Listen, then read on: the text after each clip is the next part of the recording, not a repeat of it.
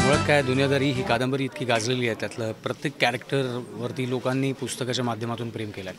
आज ही कादंबरी पडद्यावरती येणार आहे, त्याच्यामुळे ही कॅरेक्टर्स ज्यांनी वाचली आहेत, ज्यांच्या मनात ती कुठेतरी स्थान करून आहेत, सगळीच कॅरेक्टर लोकांना पाहायला मिळणार आहेत. तर ह्या सगळ्याच कॅरेक्टरवरती जे प्रेक्षकांनी प्रेम केलं आहे, त्यातलंच एक कॅरेक्टर म्हणजे प्रीतम घाडगे. शिरीन घाडगे आणि प्रीतम घाडगे हे दोघं बहीण भाऊ आहेत. त्यातलं प्रीतम घाडगे मी साकारतो आणि ह्या गाजलेल्या कादंबरीचं जे स्वप्न संजय जाधव यांनी पाहिलं होतं की ही याच्यावरती फिल्म आली पाहिजे, ते स्वप्न कुठेतरी साकारताना आपल्याला दिसतं आहे. आणि ते स्वप्न साकारत असताना मी संजयचा मित्र आहेच, पण त्याचबरोबर एक अभिनेता म्हणून या सिनेमामध्ये काम करण्याची संधी मला संजय जाधव यांनी दिली. नानूभाई व्हिडिओ पॅलेस यांची सुद्धा या सिनेमाला साथ असणार आहे. So I am feeling proud.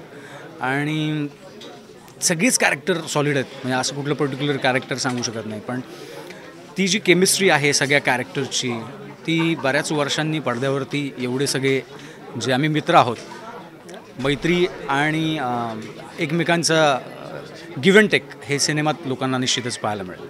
मुळात सिनेमा करत असताना तो सिनेमा आपण 3 तासात लोकांना दाखवायचा असतो, तर त्या कादंबरीतली अख्खी गोष्ट 3 तासात लोकांना दाखवायची एक मोठं चॅलेंज आहे. त्याच्यामुळे प्रत्येक व्यक्तिरेखा साकारत असताना त्या प्रत्येक व्यक्तिरेखा करणाऱ्या अभिनेत्याचं अथवा अभिनेत्रीची ती एक रिस्पॉन्सिबिलिटी असते. सो ते भान प्रत्येकालाच असतं.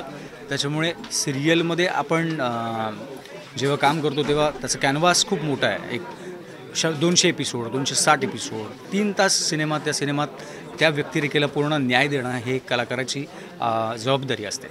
तर ती पार पाडायची जबाबदारी संजय जाधवने माझ्यावर टाकली आहे. सो डेफिनेटली मी त्यांनी टाकलेल्या जबाबदारीला न्याय देण्याचा प्रयत्न करेन.